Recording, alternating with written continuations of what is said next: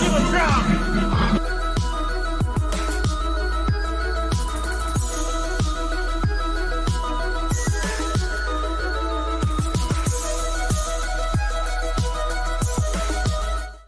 Well, welcome back, Mouse Chin and DCL podcast fans, and hopefully we've got some new Run Disney Rundown fans as well as we're moving into our second show. Lake normally kicks us off, but his throat's a little sore tonight, so I'm going to do a little talking to start with, and I'd like to welcome back to the show, Lake, all the way down in Florida. How you doing tonight, Lake? Doing all right, other than this pesky sore throat here, but we're going to make our way through the episode. Definitely. All the fun things aside. Steve, down in Tampa, your heart's not racing too much after your Bucks were almost upset by the Jets today. Jets, Jets. You know I'm a Jet fan.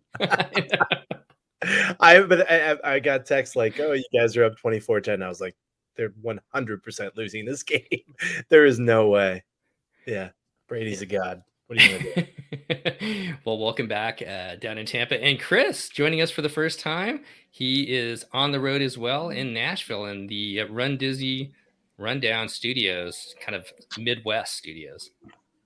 Nashville, or somewhere adjacent to Nashville. I'm in like a suburb somewhere. Down there for the hot chicken. That's really the only reason. I braved the Omicron variant to get some Hattie B's. Well, the funny thing is I'm actually going to be there tomorrow, so I may actually try and get down and get some Hattie B's, but maybe we'll see you there in line. Yeah.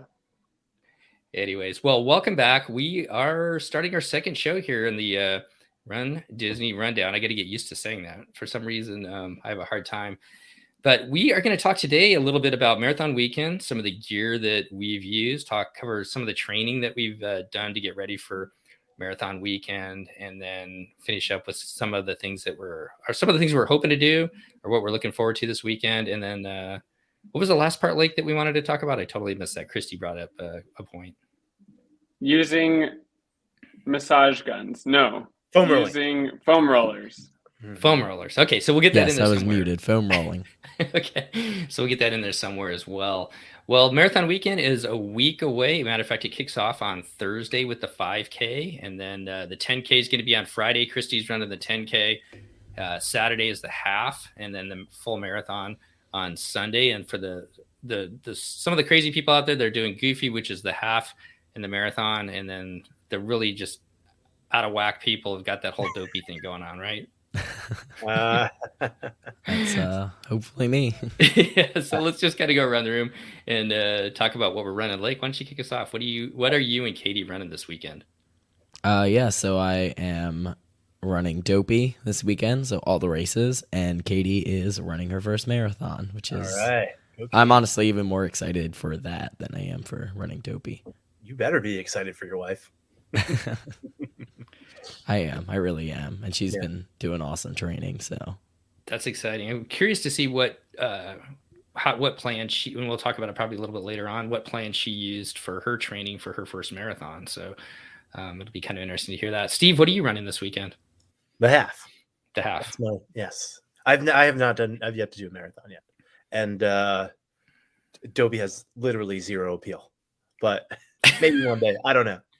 All that chafing. We'll talk. That does not sound good to me. But well, that leaves Chris and I. I'll be running the half as well. The People's Race, Donald's Race, on Saturday with Steve. Chris, what are you going to be running? Nothing.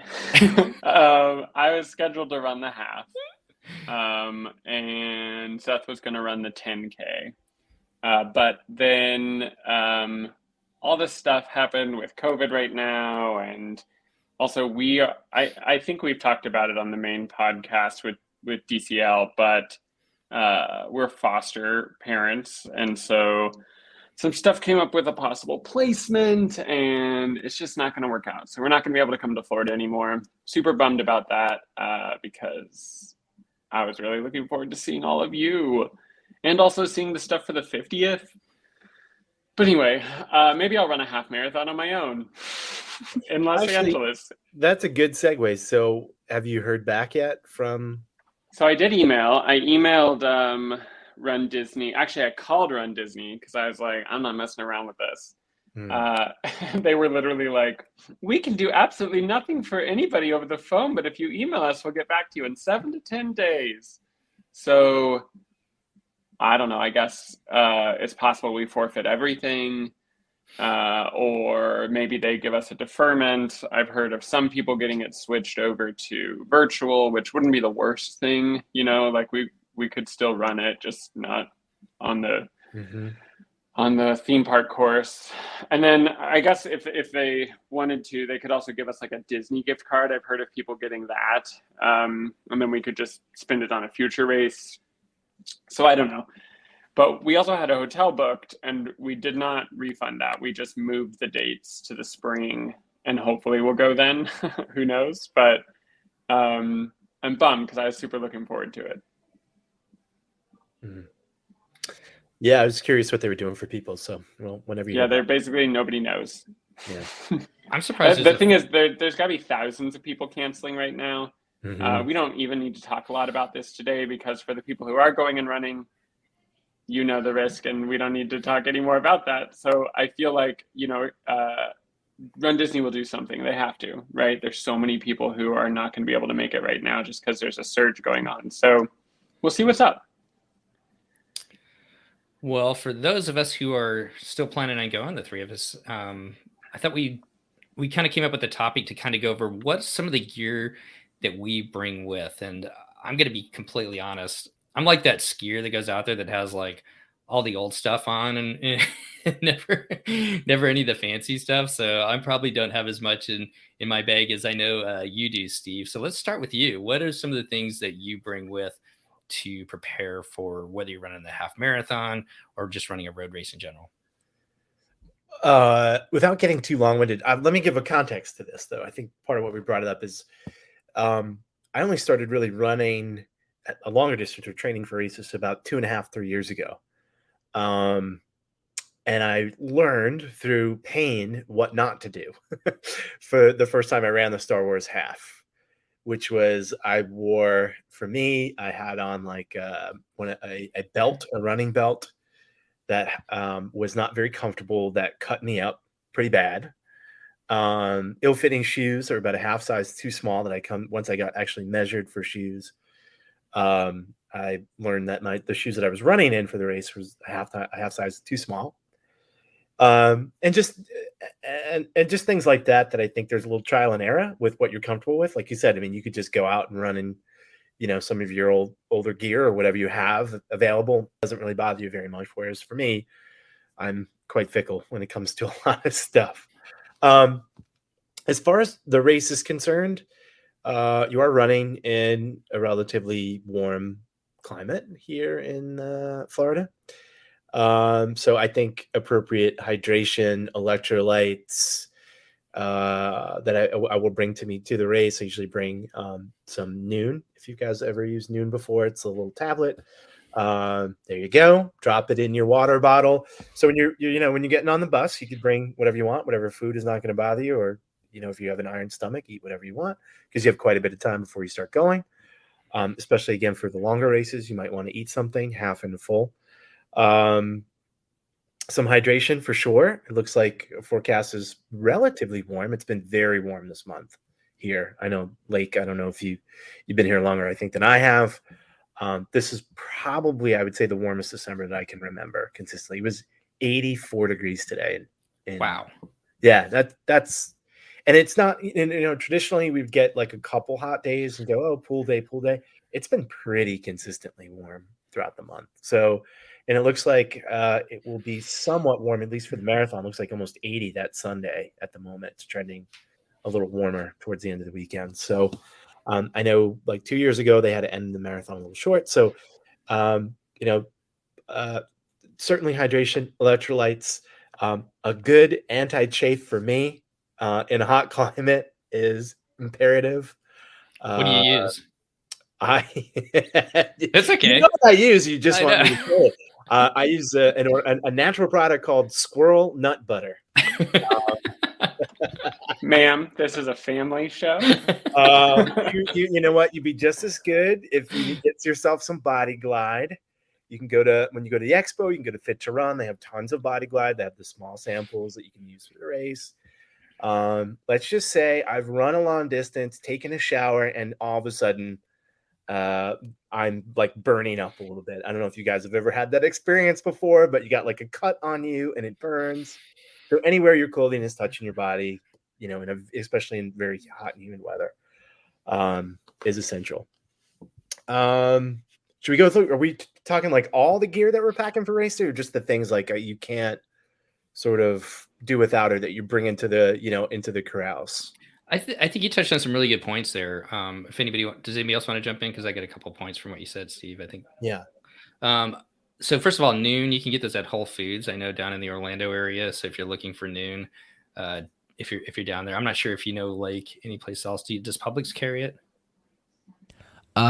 Some do. I know mine, I don't think does anymore. It really just depends. Target pretty consistently carries it in their like fitness sections now, and they tend to have a lot of different flavors and whatever available. And of course, your local running store, they'll have plenty at the expo, and Fit Niche there will have it too at Disney Springs. Yep.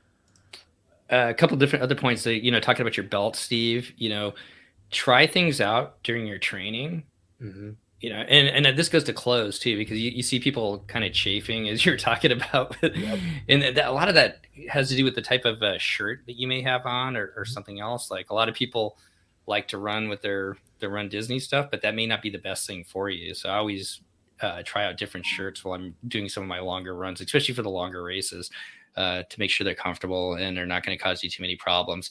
And then don't change it up on race day. Don't choose to use, what is it, Noon, if you've never used it before, right, in the middle of your marathon. Yeah, they always say to, like, you know, I did find that nutrition changed things for me. If I didn't do nutrition, it was really hard for me to do anything above like 8 miles. But when I started introducing nutrition, I felt like about 5-10 minutes after eating some gels, I felt like, oh my gosh, I have energy. I can keep going. I feel better. But if you've never taken nutrition before and you just decide one day, because what is it? GU, right? Yeah. The first time I did that, I threw up. I threw up all over the Griffith Park running trail because that sat in my stomach like a gelatinous brick, and I hated it so much. And I realized I am better off with like the jelly beans or like the chews, but the like gooey swallowing things don't work for me. So it really depends on like who you are. Does anyone know what Run Disney is doing right now for nutrition? I heard they're not doing the jelly beans anymore, so they must be doing something new for the half and the full. They gave out honey stinger last time. Yeah. And is that a goo or a gel? No, they're like little gummies. They're actually pretty good. Katie uses them pretty regularly, and I like them too. The jelly beans are definitely good if you've never done a nutrition, because they really do just taste like jelly beans. Salty jelly beans. I really like Cliff Bar has their own brand of goo. They're just called like Cliff gel shots, and their vanilla one basically just tastes like icing. So that specifically is the one that I like to do. Yep. Yeah. So, you know, I sent this article to you, Steve. I think I could.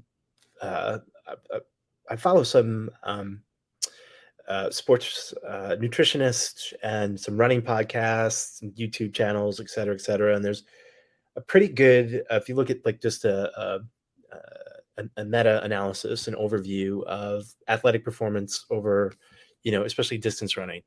The rule of thumb is generally about 30 to 60 carbs an hour. So, which can be a lot for some people.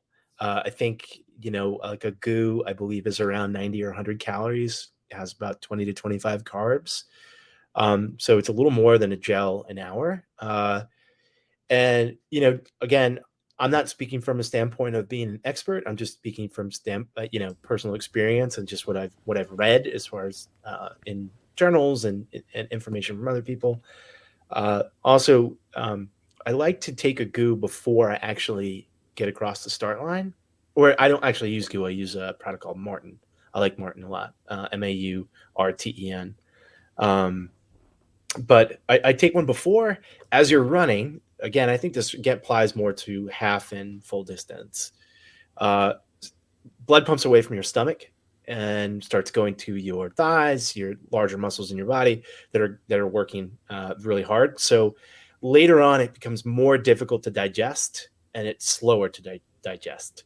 So if you wait until you start to fade, or some people call like bonk, later in a race, the likelihood that you take in nutrition is going to not really impact you and have a positive impact. So if you can train yourself to eat early and often, I mean, eat like taking gummies, gel, whatever it is. For some people, it's even just liquid, solution. It will be better for you later in the race. You'll have that that sustained energy over the course of the race. I find that like I'll take about 3 gels usually during a half, sometimes 4, depending on how I feel.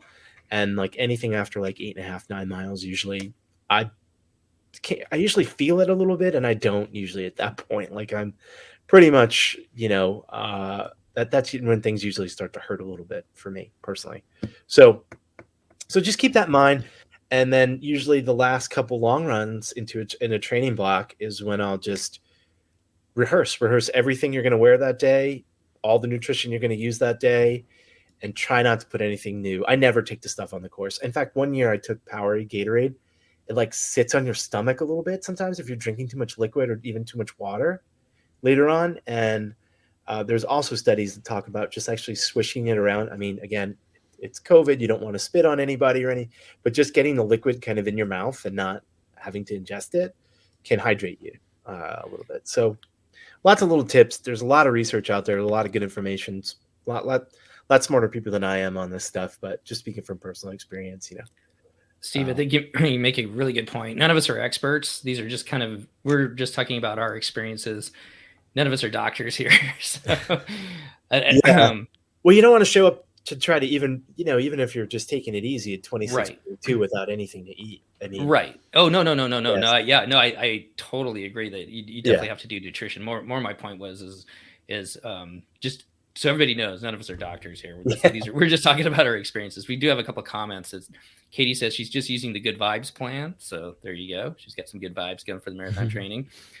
She's also excited that she's not going to have to she can carry one less Honey Stinger shoes. We got another positive review on the Honey Stingers. Derry says Honey Stingers rule. I haven't tried them yet, so I'm kind of looking forward to it. And Jennifer says at the half mileage, you alternate Honey Stinger gels with salt packets or tablets. So all good points that you made there, Steve, with nutrition. This one's for Christy. Honey Stinger makes a gluten-free waffle. Yeah, people like the waffles too. The waffles are really good. They get a little, they crumble up a little bit, but in the morning it's just like a simple sugar, and it doesn't. For me, I have a sensitive stomach, and it does not bother my stomach at all. And it's a good, little pick me up. So they're really. I do like the waffles. I'm not a huge fan of the Honey Stinger gels, but I like the waffles. One other thing I found out with Run Disney too is they have so many water stops that I don't even bring a belt. Now you may need with your training to bring water with you because you may want to have it at different times, but I think that Run Disney does a really good job with water. So one of those things that like once you've gone to a race, you can kind of experience and figure out what works for you and what you don't need to have. So talking about things that we bring, I don't bring any type of belt. Lake, what haven't we talked about that you bring or you like to bring with for the races? I mean, Steve gave us a great kind of breakdown, so I'll kind of just piggy off of that. Like I said, I use those Cliff gels. The vanilla specifically is my favorite. I actually do every 30 minutes. However, for a half marathon for me, that really only ends up being like 2 gels. But I find that usually taking that one like earlier, it does. I never feel like I get a boost. It helps me just be kind of more continuous. Don't forget your tutu is what Chris says. I will not have a tutu.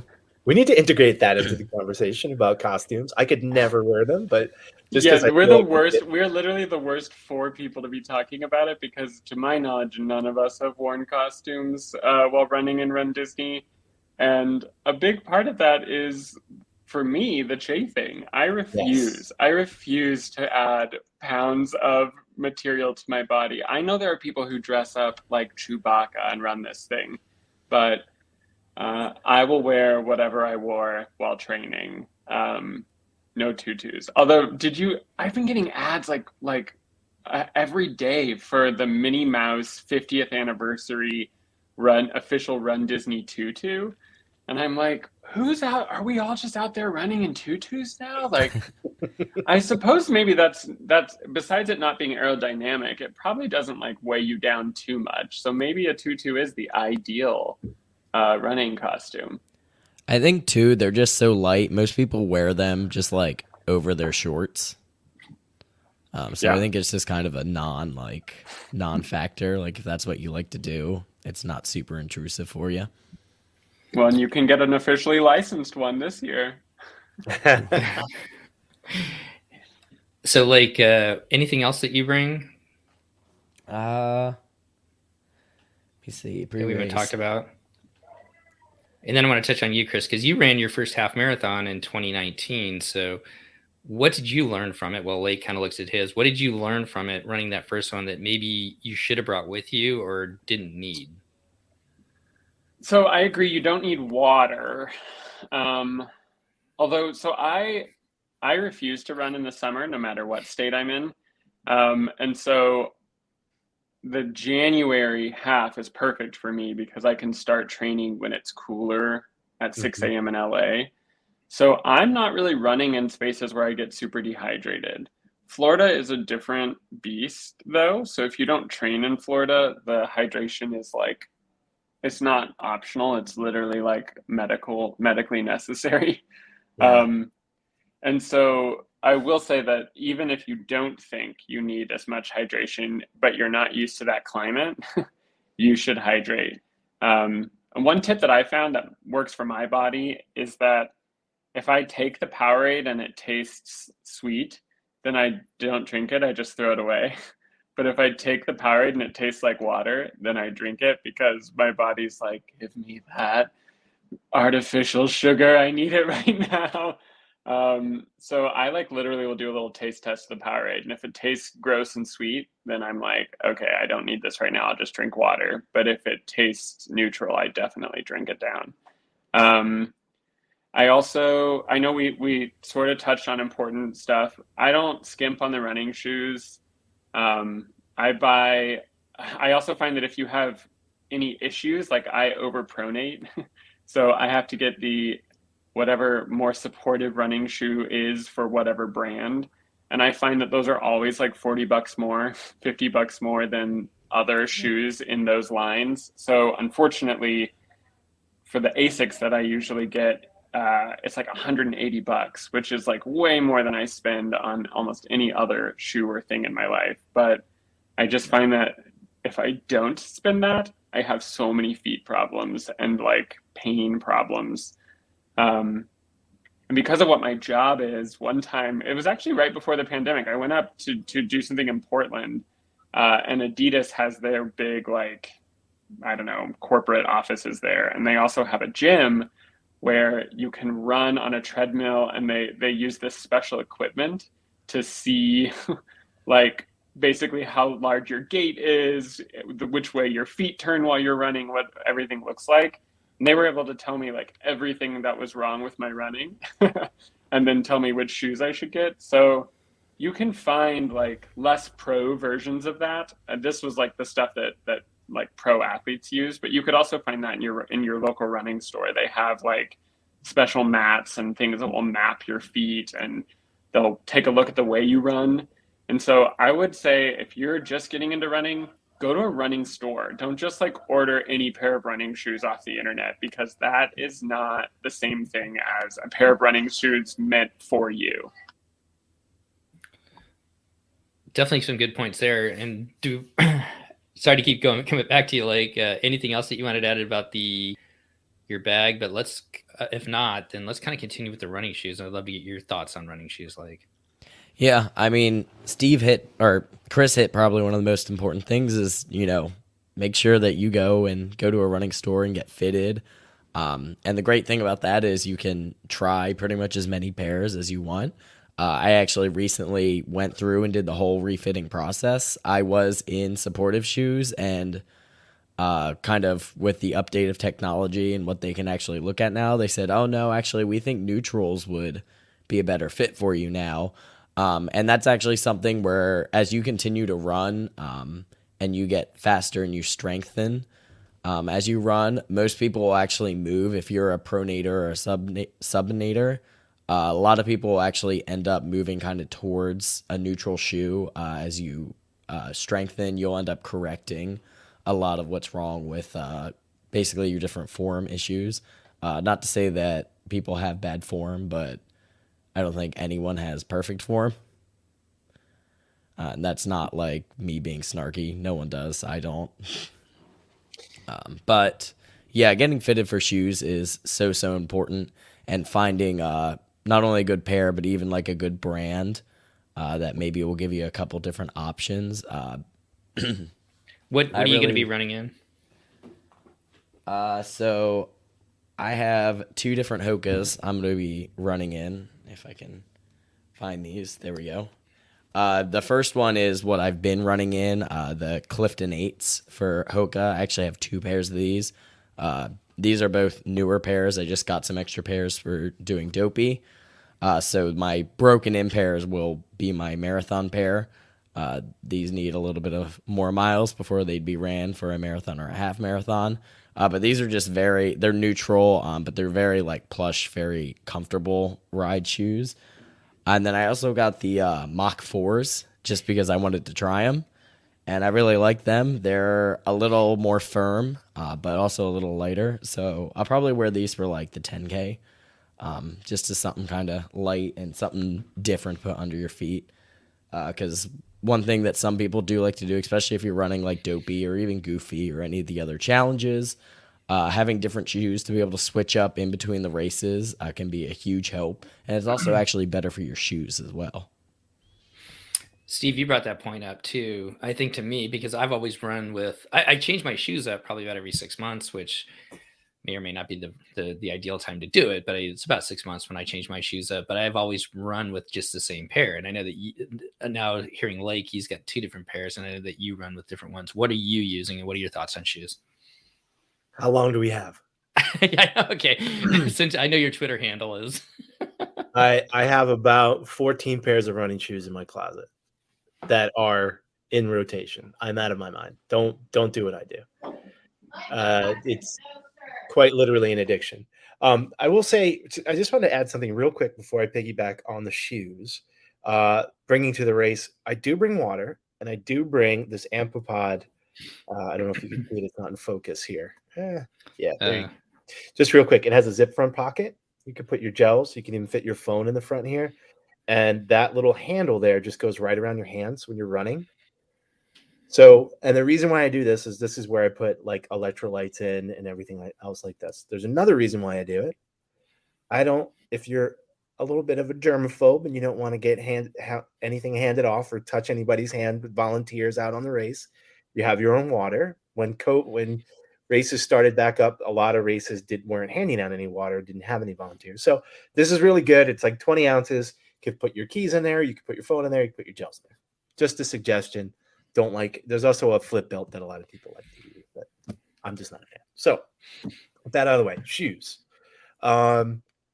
So I'm a huge believer in having not only shoes that are appropriate for you, but also multiple pairs of shoes when you're training. If you have if you're putting in a lot of miles,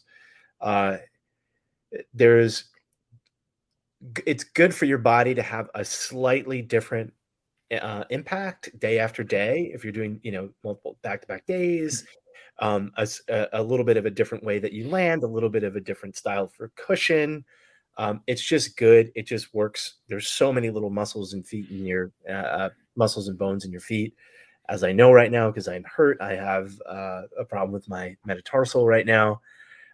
It's really, really sore. But on the mend, my third metatarsal. But anyway, I have the Nike Alpha Flies that I ran in, and you're slow. Why do you run in super shoes?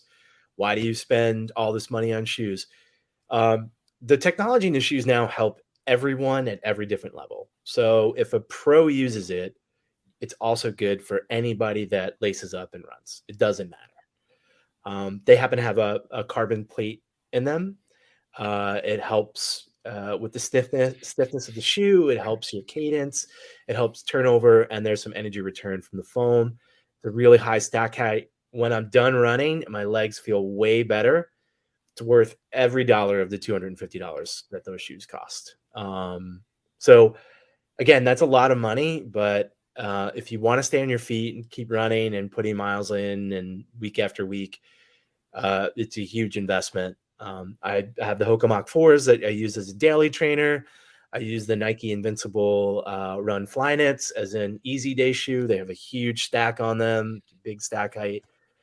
Good for like recovery runs, slow, easy runs. I have, oh my God, this Saucony endorphin speeds, and on and on and on and on. I have a little bit of an obsession with shoes. Point is, at least have 2 shoes, I would say. At least have 2. Have a daily trainer, something you could use every day that you really like, and something that you maybe want to race in, or something that might be for a little faster effort that you can rotate in. And then every shoe's a little different. Every person's a little different. 200, 250, 300 miles. If you have Strava, you can track your shoes. You can track, how much you've run in them. And then over time, you can get a little feel for what, yourself, you look at the outsole, see if they're dead, that kind of thing. Never, ever do what I did, which is run in a brand new shoe on race day. Ever. Don't ever do that. Do your trial run with your stuff you're going to run. You never know if you're going to get blisters. Even if you run 2 miles in that shoe, if you haven't run 18 or 16 and you're running 26, you have no idea how that shoe feels, once you start getting deeper into the miles. So my advice would be to have at least 2 shoes and never wear something new on race day. That's pretty much what I get to. I can sit here all day on this. I watch talk about shoes. Yeah, I watch Kofuzi. If you guys have ever watched Kofuzi before, and Seth James Demore, and Run Like Heller, and they're all really good and do a bunch of shoe reviews. It's my thing. So Steve is a gateway drug to owning running shoes. So.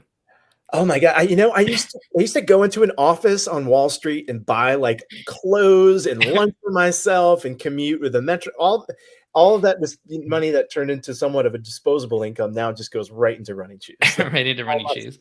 It's all my only thing, Okay, we get a couple more comments. RM Fickfack says, "Hi y'all, glad to catch your stream. I'm so excited for next weekend.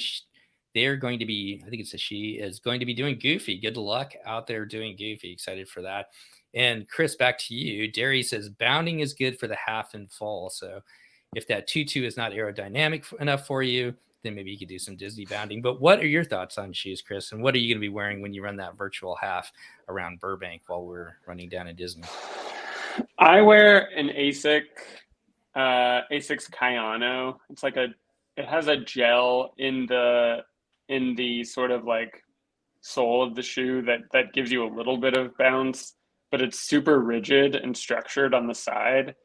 It's basically a shoe for people who overpronate. And so that's why I wear it. For people that don't know, you're turning in. Yeah, when you step, exactly. Right? So supinate would be on the outside of your foot. That's a very small percentage of people. That's actually me. I have a slight tendency to go to the outside. You go to the inside, which theoretically can be a little bit painful as well. So that would be, pronation, overpronate. Right. Whereas, sorry. And I have an extremely high arch. Like if you were to like look at my footprint, if I dipped it in ink, it's like the whole middle of my foot is just this tiny outside line. But when I run, it hurts my arch a lot because, I'm putting more pressure. Right.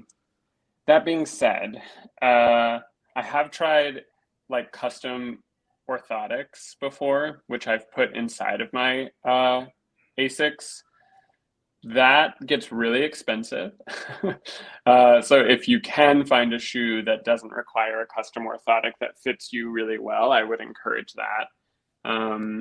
I've also tried, so Nike, I went to try the whatever carbon fiber plate Vaporflies or whatever they're called, at the Nike store. And the person at the Nike store was like, I don't think you should use this shoe. I think you should use this other shoe, which was also a very expensive shoe, but not 250. It might have been like 190 or 200. I don't remember what the name of the shoe is, but it has that like trademarked foam that Nike uses. nice. That's like, yeah, it feels really weird and it takes a minute to get used to, but it made my knees hurt so much less because I'm not putting there's like a bit of a shock system in the shoe itself that the foam disperses a lot of that running energy. So basically the point is, if you have like certain problems like a tender Achilles or bad knees or you overpronate, they have designed a running shoe for you.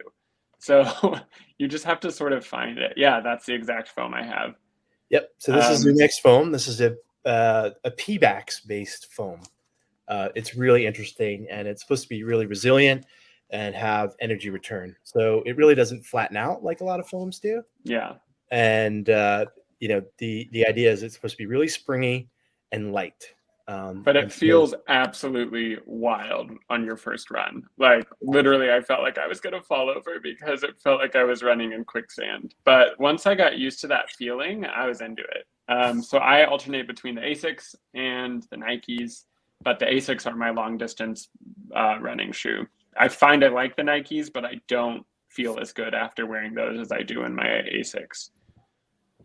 So I think the thing that we can all agree on is if you're going to be doing, especially the longer distance running, you really want to get a good shoe. But even if you're doing the 5 and the 10K, you really want to think about the shoe that you're going to be running it in as well, because that's still with the training that you're doing and everything like that. Man, I'm losing my voice now here just a second.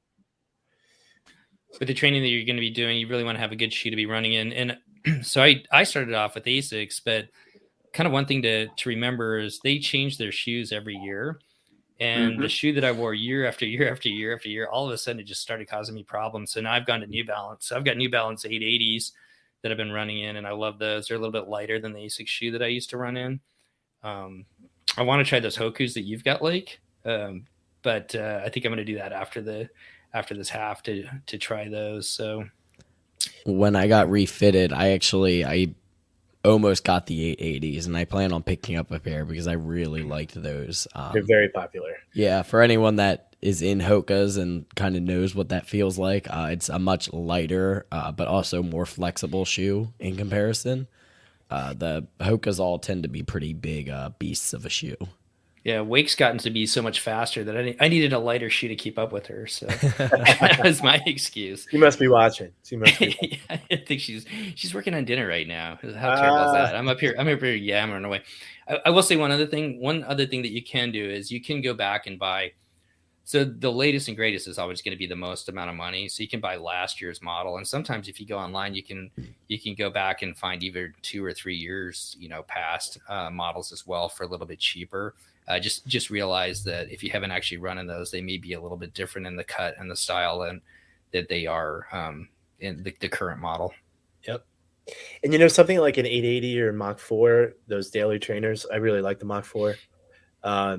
If people coming on vacation here, they're traveling from afar. Sometimes you want to bring one shoe with you.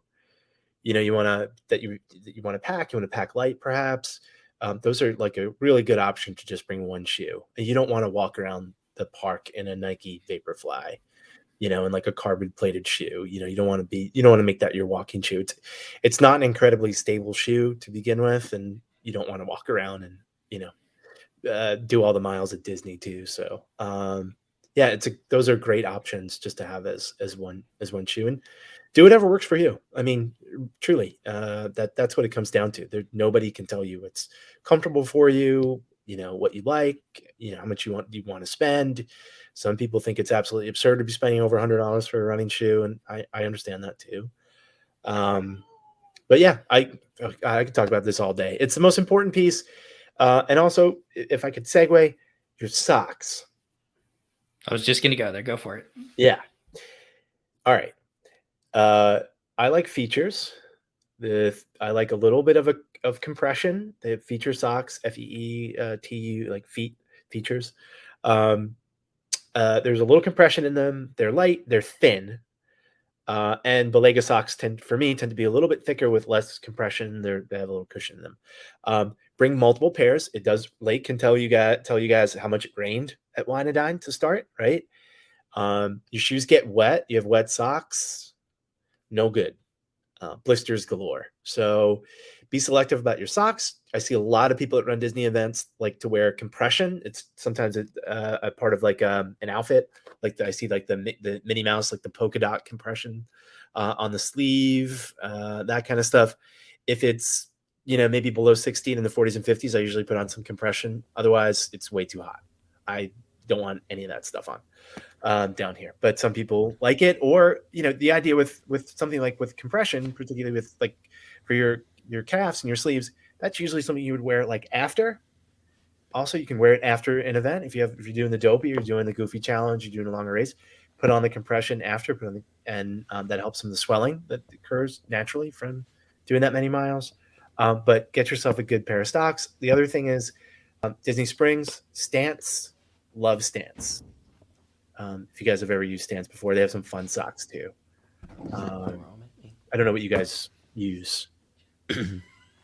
I'll go ahead and piggyback because I have pretty much the same opinion. Features tend to be my go-to. Thanks. Sorry, Katie is literally throwing socks at me.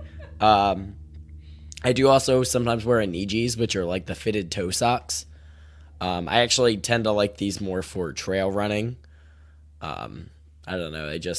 Something about having like that cushion between the toes is sometimes kind of nice. I actually like these for the parks a lot too, sometimes too, just because it can help with any rubbing in between. But typically for races, features tend to be what I wear. I do also sometimes wear compression socks. These are pro compressions. They're usually at the expo. They tend to have a little bit of a setup. Pretty much what Steve said. If it's cold, these are my go-to. Otherwise, they're more or less a favorite for recovery. Chris, any thoughts on socks? I can tell you what not to buy. I bought these like socks that I got advertised on social media. And so don't buy socks advertised on social media. But these socks were like, these are amazing and they have a 1-year warranty. But they don't fit me well and they keep sliding off of my heel when I run. And that's literally the worst thing ever. The brand is called Worn, WORN. Don't recommend. That being said, you're warning people about it. Yeah, I'm warning you. Don't wear Worn. You do like wait to get that out. You hit that mute button so hard. I also like features. I feel like the toe socks creep me out a little. But I bet you if I actually wore them, I'd like them. So maybe I'll give those a try. I have long sort of toes though. So maybe that's one of the reasons why I don't want to accentuate that feature. But I do think running socks are just as important, or maybe slightly less important, but very important than running shoes. Yeah. Especially if you're going to run multiple races. You guys want to hear something funny? Yeah, what? When I ran cross country in high school, I used to just not wear socks with my I had spikes. But it's fall in Pennsylvania, so courses were just always like gross and muddy. And for some reason, that was just like what I preferred. And you didn't get like gangrene? No. Or blisters too. Yeah. Oh my God. Lake didn't tell anybody, but he's just going with no shoes and his Speedo to the race. Just runner shorts. I also think like when we're talking about gear, I think that there are also capitalist like, buy this, you need this to run. And not everything is like that. There are a lot of running like tools and tricks that you do not need and that can actually just weigh you down and not help you. And so I really think that, you know, when we say that shoes and socks are super important, we mean it. But like, some people might find that, you know, this water bottle or belt is great for them. Some people might be like, I don't actually need that belt or whatever. So there's so many more products out there for runners than you actually need to buy. So just a caution out there. You don't have to spend thousands of dollars to start running. Mm-hmm. So 2 more topics. Let's kind of stick with the clothing. Any thoughts on shorts, how short they should be? I guess somebody put this in the notes. The shorter the better. The shorter I'll tell you, the better. I really like half tights, but I've yet to have the courage to wear them to any Run Disney event personally. You know, I won't even get into the reasons why, but you can probably imagine or don't imagine. But yeah, half tights are great down here. But I usually will buy the I have some I can't even think of the type of Nikes that I have. I like Tracksmith, I like Rabbit, that Lake's hat there. But I have these Nike and I actually have some Lululemon gear. Lululemon running gear is kind of expensive. It's really It's good. pretty good. I personally like stuff not with a brief liner. I like a full liner. Chris, your face. Yeah, I can't tell. I can't tell if I'm enlightening you with this conversation or or making you feel a little reviled. But yeah, they have a liner in them. They actually have a little pocket for your phone on the liner as well. And I'm a 6-inch short guy. I don't like super long, and don't have the courage to show these milky white thighs out there with the little 2-inch, 4-inch ones. You know, save that for Lake. But yeah, about 6. I'm again very particular about that stuff. So good liner, a pocket, something for your phone, something for a gel, something for your keys. A lot of zip pockets. And most of the stuff I'm using now is Lululemon or some Nike or some Tracksmith. Tracksmith is great. And these products they're expensive up front, but I'll also say that if it's something that's going to last you a long time, to, you know, talk about like an essential piece, like what Chris was saying, like I've had these feature socks for 3 years. There are no holes, no signs of wear. The compression holds up. They were $15, right? But that is worth every penny to me to consider this still works after all the washes that they've been through. I have my Tracksmith shorts for like 2 years. So things like that, you know, it might be a big price tag up front, but I've had running stuff that's not been wonderful that has absolutely fallen apart. So just keep that. Lake, thoughts? Yeah, I mean, I do have a favorite pair of shorts. I will tell you, my choice of shorts when I ran my first marathon 2 years ago was wrong. I did not like them. They were just like a random pair of Nike shorts, but they only had one like zip pocket in the back, which was not nearly enough to like hold the things that I needed or wanted to have. So that was terrible.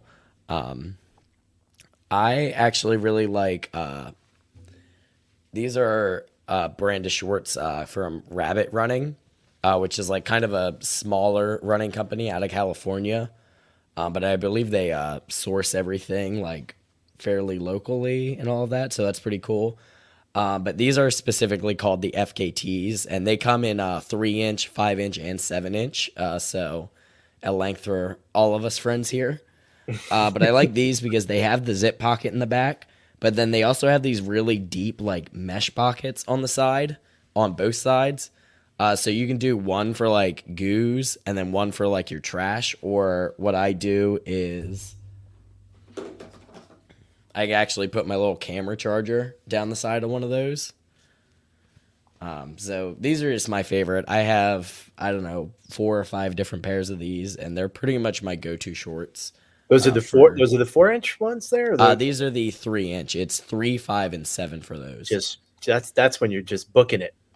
You're getting down Epcot, finishing it out. Yeah. They do have a liner in them, but I actually any like race. Chris is dying to say something here. Can't Go wait. Go ahead, ahead, Blake. Chris. Or is it innuendos here with the inches? What's going on? They're just so adorable. Those little 4-inch shorts. Are you kidding me? And the I little didn't even shorts. know. I thought Steve was 3-inch. I thought Steve was joking when he said 4-inch shorts. I didn't know they made them that short. But Yeah. Okay, so they're really- not actually, like you can see, they're not 3 inches long. That is the length is from the Inseam. inseam. Yeah, that's pretty Yeah, so short. really they're like that's like 6 or 8 inches of shorts. Yeah, It's not yeah, like yeah. you're For those of you who aren't watching this, the audio portion of the podcast when it comes up. come back and look at my shorts. Listen, Ah. I support it. I wear 5-inch shorts just so we could get that out of there. I wear There you go. 5-inch shorts, and under that, I wear literally almost to my knee compression underwear. Yes. And that has saved me from chafing. I never Yes, chafe. exactly. Knock on all the wood, but I never chafe because I wear compression underwear that go almost to my knees. Yep. So in all of my marathon pictures, I would get a little embarrassed because it's basically my underwear just like way longer than my shorts. But hey, I never have chafing problems. Knock on wood. I would really hate to have that start, but that's my jam. Compression underwear, and I usually will do like a Lululemon or even like an Under Armour. It makes good compression underwear. And then from there, I'll throw on a short because I want to be modest and polite. But like a 5-inch short is my jam in that regard. And then usually I wear a very breathable shirt because like chafing, I've never had chafing on my legs, but I've had hardcore chafing on my chest, and that sucks. So I usually find that Lululemon shirts are the most breathable and some of the best material you can get in a running shirt. It absorbs the sweat in such a way that I feel dry even when I'm soaked. Yeah, some good points back to what you said, Steve. If you get cheap stuff, some of that dry fit stuff that's really coarse is going to cause you some serious problems. So really kind of think about what you're going to wear, especially for the longer runs. So all good points there. Katie says, Steve, he did have me find and wash his Speedos this week. So not sure if he's going to be wearing them in the race or afterwards in the hot tub at the resort. So we'll find out there. And pack your pixie dust. Christy says, I have Nike shorts that are 15 years old. Boy, those are going to be, they have like the big white stripe on the bottom or something like that. Are these like 80s looking things or Steve, I swore you were about to say I have Nike shorts that are 15 inches long. And I was like, those are capris, Christy. You are wearing some literal running capris. all right, one more topic unless anybody else has anything else on close. I think we've touched on that. Just kind of once again with all this stuff, everybody's going to be a little bit different, but try it out ahead of time and don't do something different the day of, because Shout out to the folks that wear gym shorts. God bless you. You have guys that are like going to run about 26.2. They look like they're going to lift weights for an hour. Like, how are you wearing your shorts from college right now, sir? Anyway. Okay, so one more topic, and then we'll talk about the rolling after training and stuff like that. Is tech? Any thoughts on tech? I know, Lake, you did an amazing job during Wine and Dine doing some filming and stuff. So not everybody's going to necessarily be filming along the whole race course, but what type of tech stuff do you guys use? We'll just start with you, Lake. You're muted. Hello, Lake, you're muted. Yep, sorry, that would help. Yeah, since we already hinted at the camera earlier, I actually have 2 of these cameras. They're called the Insta360 Go 2. And these are what I got basically specifically for recording races. They are a little bit finicky, so I wouldn't just recommend them for anyone to go and pick one up. But what I really like about them is this whole thing is actually like the charging case. And let me scoot back here. The camera actually pops out. This little thing here is the whole camera. And I have a little clip for it, and it just goes in my hat. So then, if I can get my hat on. Oh, it's like super small. That's why. There we go. So it just sits on there and it doesn't really like bounce or anything. And then basically when I want to record, you just go and you tap the side of it and it starts filming. Now, I did say it was kind of finicky. It doesn't have a super long battery life, just like this.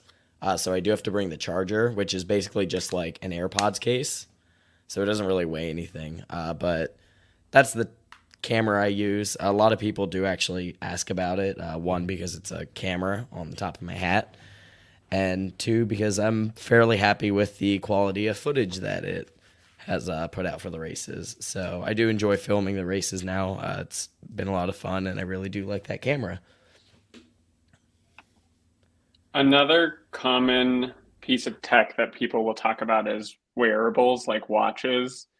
The main like arguments, or the main two contenders that I hear about, are Apple Watch and Garmin. There may be a couple of others, but I feel like people who are part of the cult of Apple oftentimes will wear Apple Watches, but I know people who are part of the cult of Apple and still wear Garmin because they prefer Garmin's like metrics. I don't know if I've ever heard of anyone being like, I wear my Samsung watch. But I do hear people talking about Apple Watches and Garmin's most frequently. I cannot speak to the Garmin. I only have ever measured my running through an Apple Watch, and I've been really satisfied with that. I usually use the Strava app, but there is like a native running app in Apple as well. Do any of you use Garmin or other I do. things? Yes, Okay, I and you use like Garmin. Garmin, right? Like, Yeah, so I like mine. This is a little bit older. It's actually the Vivo Active 3. I think they're up to like 4 and whatever number they have after it. One sec. Okay. And then we actually just got Katie I think it's the Venue, which looks like an updated version of this. It's got a nicer screen. I really like that. I think hers is really sleek. I'm kind of jealous of it, to be honest. And we got a good deal on it too, because I think the Venue 2 is out now. So yeah, I've liked it. It's been fairly trusty. It is a little bit older and has some of its issues now. So I have been considering upgrading. I've actually been considering another popular brand for runners is the Coros. And then there's also Suntos. I don't really know as much about the Suntos, but I've been considering getting a Coros because their battery life is supposed to last for like weeks at a time. So that is something I would definitely like to try. But for now, my Garmin Vivo Active 3 is still chugging along for me. Mute. You're on mute, Steve. what do quick you com- use, Steve? I'll tell you just real quick. We got a quick comment here for Lake. Jennifer says Lake's race videos are great, especially for people who want a perspective of what the race is like from corrals to end. So thank you so much for that comment, Jennifer. I know Lake puts a lot of effort into getting those out. So Yeah, idea. thank you. I do appreciate that a lot. Let's go with Steve in Tampa. What do you use? Because you're a little bit more tech savvy than me too. I used to use my Apple Watch, but I absolutely hate it for running. I don't like a touchscreen when I'm all sweaty. I've also found that I have an Apple Watch 4 and the battery is just not as good as it once was. And so if it's tracking heart rate and GPS the whole time, like it really won't get to more than 2.5 hours and it's dead. Maybe even less now. So I started using a dedicated, like a Garmin 645, and I love it. It's just simple. It's got buttons available for laps, or if you're doing any interval training, any work on the track or anything like that. It's really good. And then I charge it once a week. Whereas the Apple Watch, I was having to charge after a run just to use it for everyday use. So that's just me. I know they're up to 7. I know they've gotten a lot. The Apple Watch 7, I know the watches have gotten better. The GPSs have gotten better, the battery life, et cetera, et cetera. It's a great option for people, and it's a good do-it-all. I used to do it with like the cellular option, just listen to music right off there, stream it off my watch, have my phone, text, everything.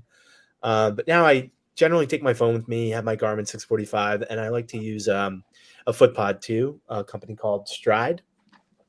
When I was training a little bit, I'd use like a power meter, kind of like a cyclist would use power.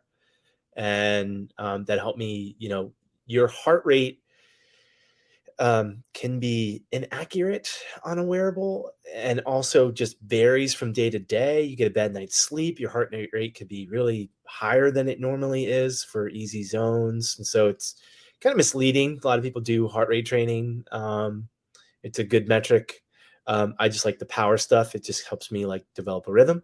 So I use a Stride FootPod, and the good thing about the FootPod too is it really hones in the GPS. So I would get so nerdy about it that I would go out with an Apple Watch and go out with a Garmin, and Apple Watch was like continually giving me like 0.2 miles extra that I wasn't running in my neighborhood, particularly because the service over here isn't really great.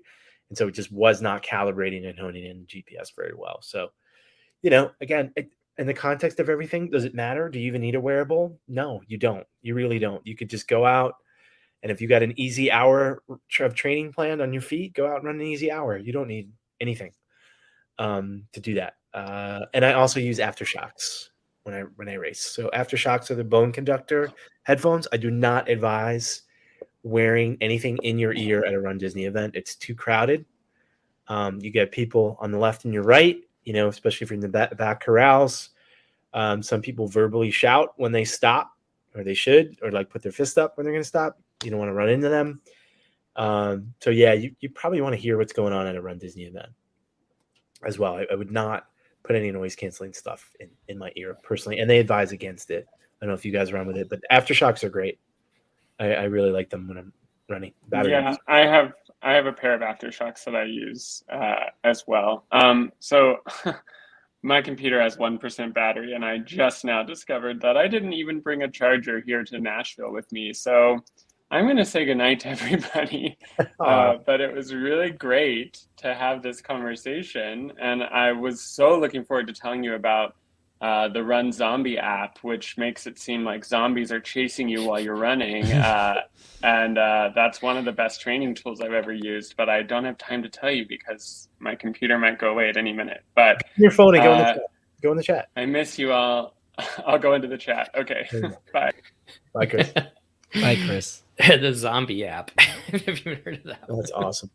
Whatever gets you motivated, right? Whatever gets you motivated. Yeah. I mean, and to your point, Steve, I usually use an abacus when I'm out running. And so, not using tech is...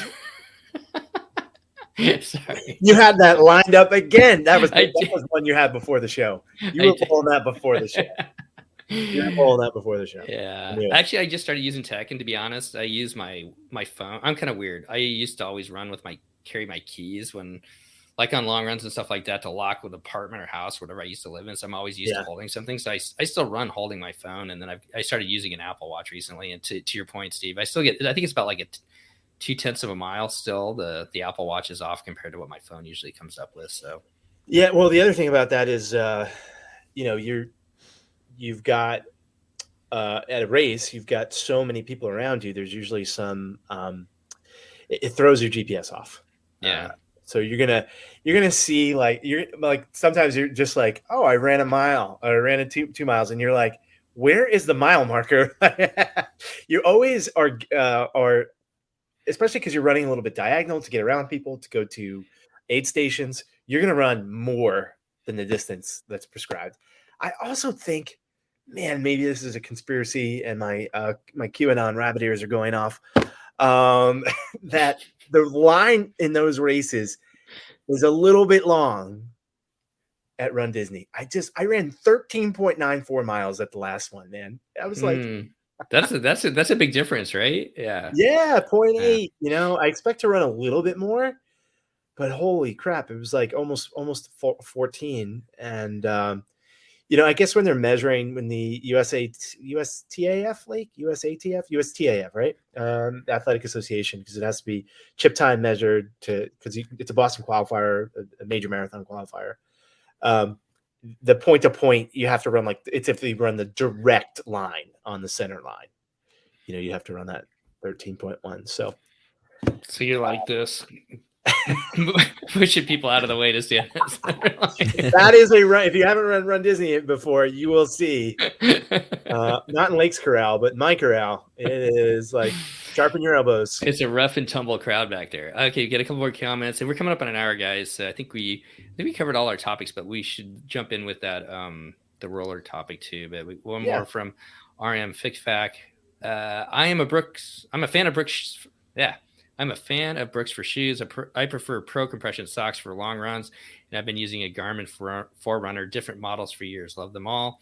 And then Mr. Sean says, signed up for the 5K in half, but skipping half as my foot has been hurting.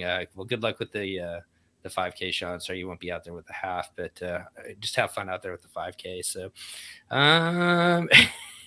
one more. I'm with you, Stevie. Party in the back.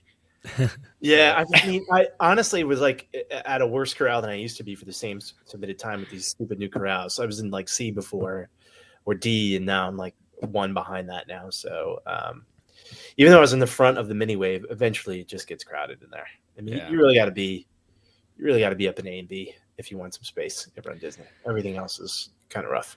It's a rough and tumble crowd back there. Okay, Lake, why don't we finish up talking about roller technology, rollers recovery. Afterwards. We call it recovery. Yes, recovery tool. Yeah. Recovery There we tool. go. Yeah. So Christy asked kind of quickly to explain foam rolling, basically because she says she's been running and is now getting sore. Do either of you guys have a foam roller? Use a foam roller? Yes, I feel multiple. multiple. I do, but not every time after I get done running. I should use it more. Yeah, I think that's the answer for everyone who has one is, oh yeah, I should use that more. And there are a whole ton of different types of rollers. I brought two with me. The stick roller, which is just like a stick with a bearing basically in it, and you can use that to Good to throw in your massage bag yourself. on vacation.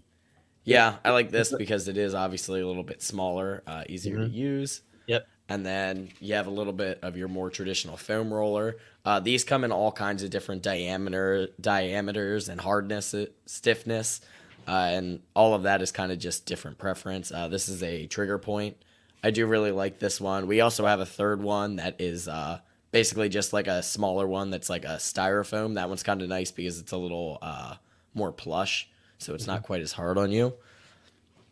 But I mean, the benefits of foam rolling is it's basically like self-massaging and similar to what people say about exercising by doing like push-ups or pull-ups is you're using your own body weight against yourself to basically roll out or massage your muscles. And you can pretty much use this over most different areas of your body. I think specifically people really like these, and I use it a lot for kind of the IT area.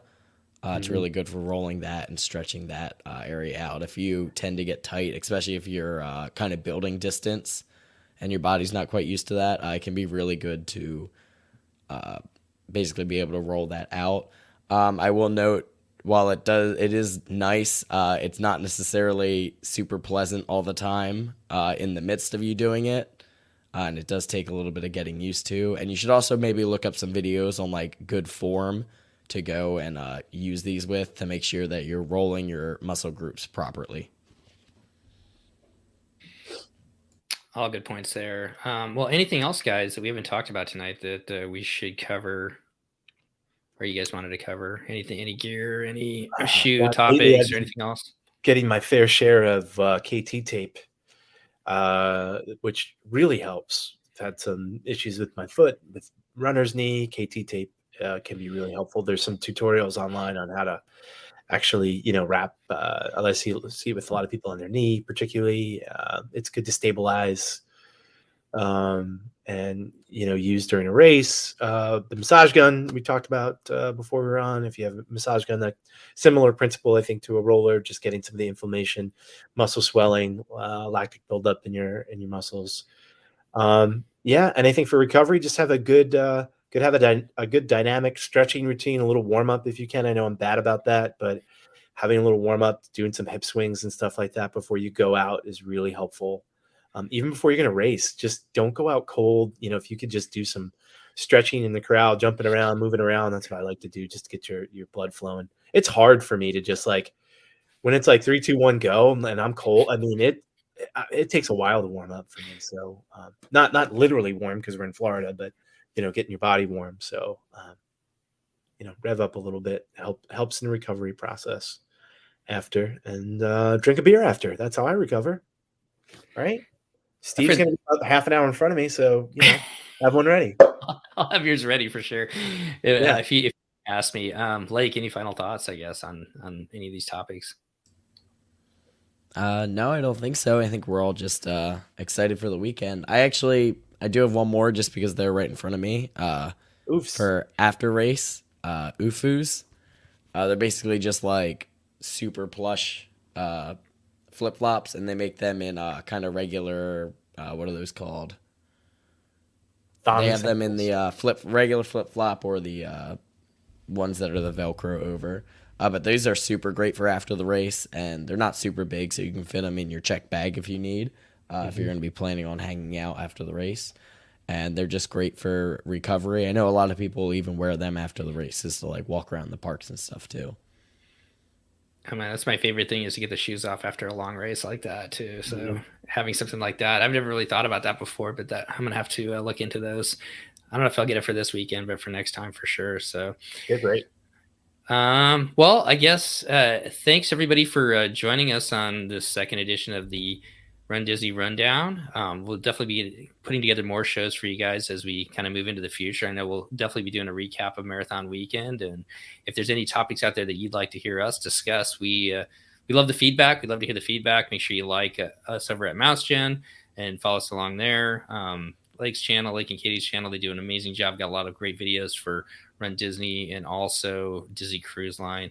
And we'll see where this kind of goes. If we can get maybe a separate podcast feed to just put the voice portion on there too for people who don't want to listen to Disney Cruise Line stuff from our angles. Although who doesn't want to go on a cruise and run around Deck 4, right, Lake? Yeah. I am excited for Princess Weekend because we are getting on the Magic the day after Princess Half, so that's going to be fun. Hey, the one thing that I meant to ask you guys before we finish up, are they doing the Castaway Key run this time? The challenge? The challenge. I didn't see that. So I don't think the organized race is back yet on Castaway, but you can run it virtually, and I'm fairly certain. No, I mean for Marathon Weekend, normally they have like a race associated with, but I don't think they had it this one time, did they? I think I'd have to look. I don't remember. Yeah. No, I know. I'm saying even though it's not organized like it used to be, I wonder. No, I don't think they do.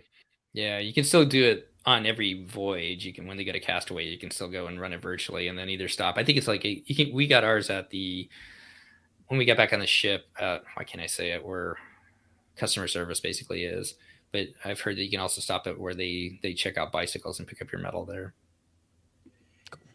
Yeah, because traditionally that Castaway Challenge, no Castaway Challenge this year. That's the one race I'm fairly certain they might ship time. And like they have characters out there to try to make it like a real race. Right. Normally the Castaway, race it's organized, but it's not like an official race. It's much more casual. But that they usually put like I heard they put characters out there. They try to make it more like a Run Disney event. So yeah, they're not doing them out there anymore. Again, that's one of those. That is another one of those puzzling things that I'm like, Disney, what are you? I mean, my God, bring back Top of the World Lounge for crying out loud. That's a whole other topic, show topic, isn't it? We could go on for an hour about that. I know they're packing them in on Main Street, but you can't have a Castaway Challenge. What is happening? Jennifer says no Castaway Challenge this year, so there we go. All right, well, I guess as we get out of here, any final thoughts, Steve? No, it's great. I'd love to hear feedback from people that, maybe comments on the YouTube video or in Facebook groups and stuff, just because there's a bunch of blind spots, people, particularly around women's clothing and running gear and stuff. So if you want to share that with folks, that's very helpful. I'm always looking for, always looking to spend money on running stuff. Well, we'll definitely get Katie on one of these shows here, and I could get Anna Wake on as well and kind of talk a women's perspectives too, because they definitely have some probably some different challenges that we don't have. So, and some different thoughts on some different gear as well. So, Lake, any final thoughts before we get out of here? No, I don't think so. Just hoping to have my voice back here in the next couple of days, and excited to see anyone. As always, if you guys see us at the expo or at any of the events, make sure to stop by, say hi, and let us know that you watch the videos.